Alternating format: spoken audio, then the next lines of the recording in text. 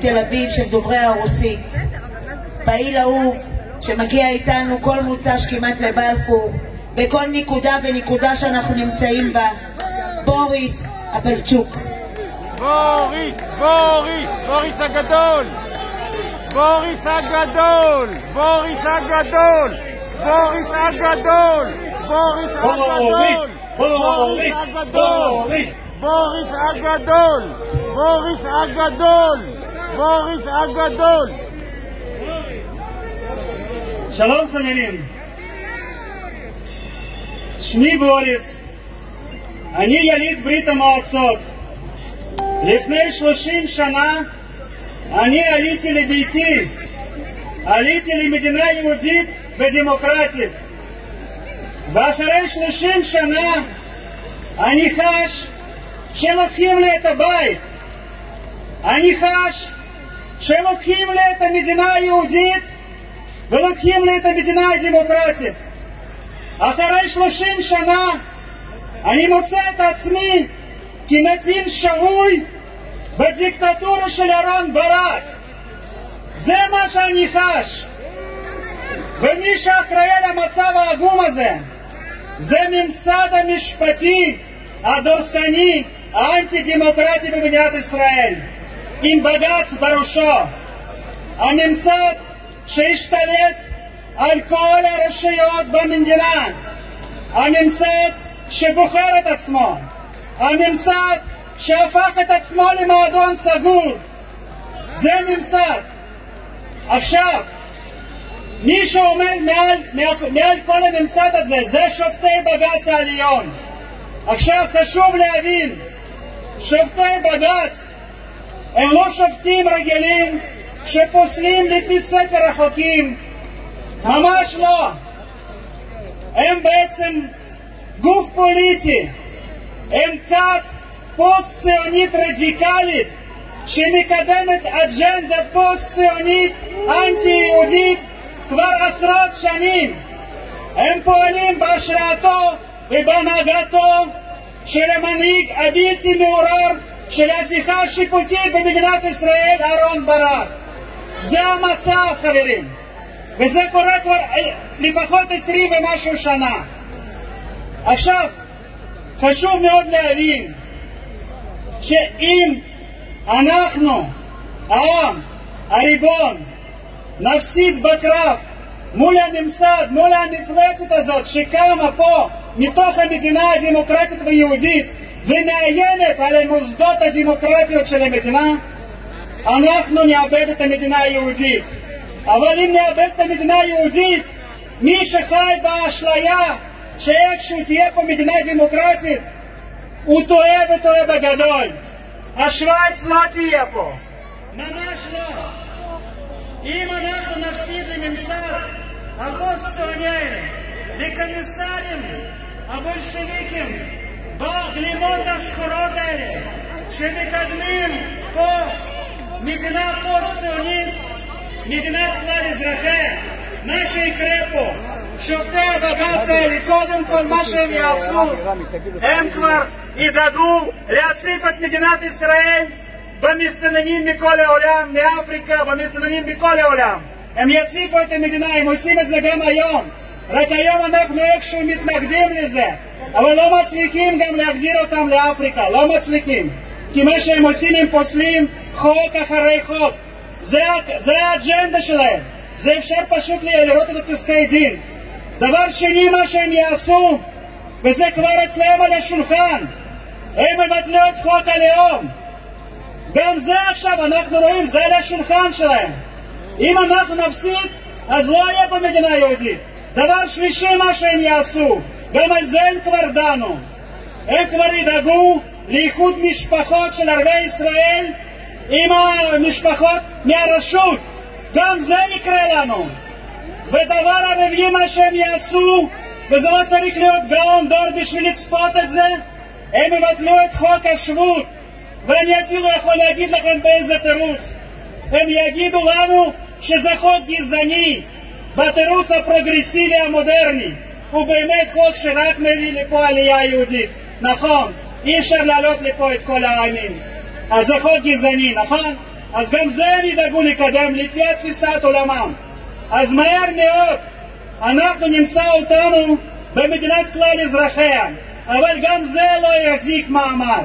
היא מהר מאוד תהפוך להיות מדינה עם רוב מוסלמי מוצק.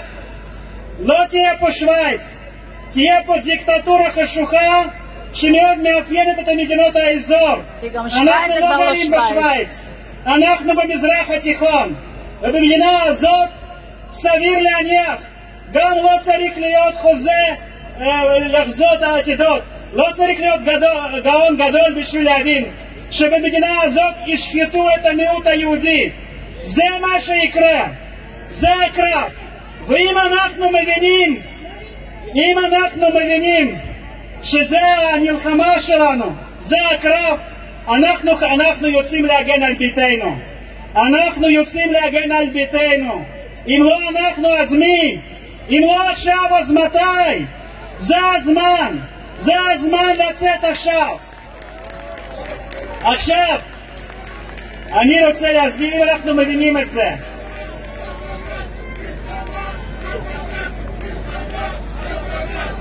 אני רוצה להסביר עוד משהו לשופטי הבג"ץ. משהו בנימה אישית. אנחנו, יוצאי ברית המועצות, פיתחנו חיסון כבר לדיקטטורה מכל סוג שהוא.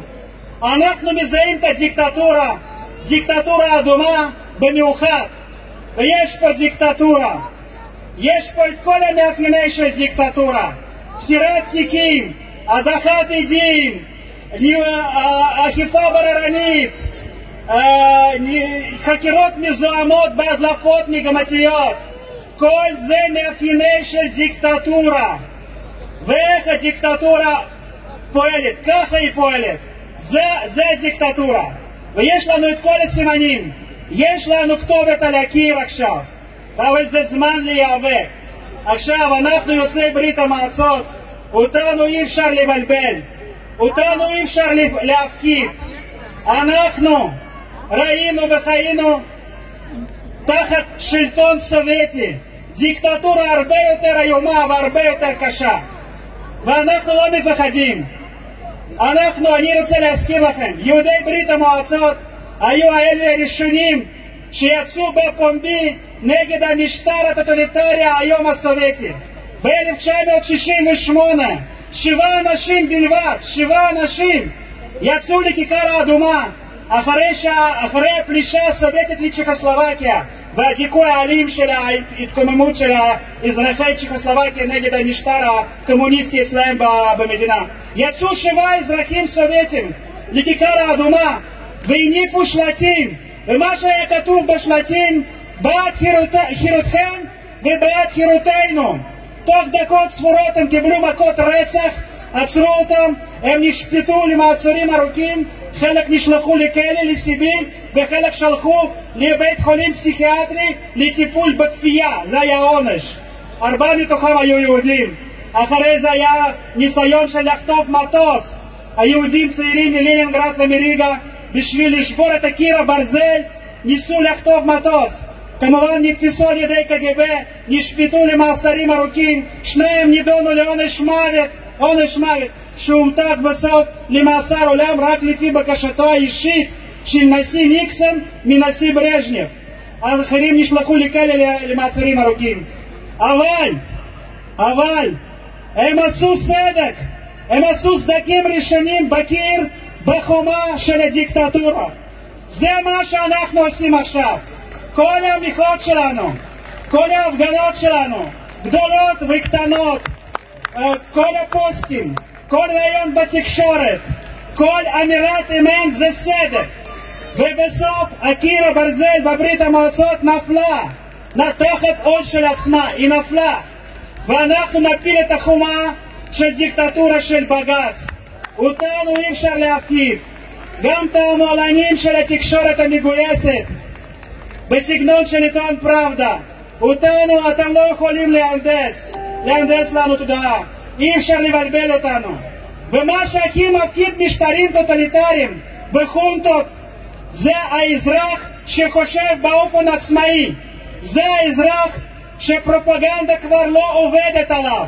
זה האזרח שקם וחושב באופן עצמאי, וזה האזרח שהכי מפחיד את החונטה, וזה מה שקורה היום. גם אם אין פה עכשיו 100,000 איש, יש פה 1,000 איש, אבל עוד 100,000 איש צופים בנו בפייסבוק וחושבים כמונו ומתראיינים וכותבים פוסטים. אזרחים כבר מתחילים לחשוב באופן עצמאי.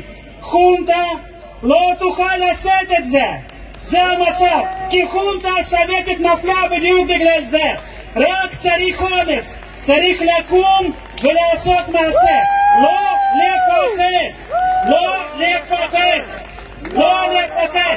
תאמינו לי, הם מפחדים מאיתנו, הם מפחדים מבוריס כמוני, מחיים, מאורלי, ממייקי, מכל האנשים שלא מפחדים מהם ומדברים.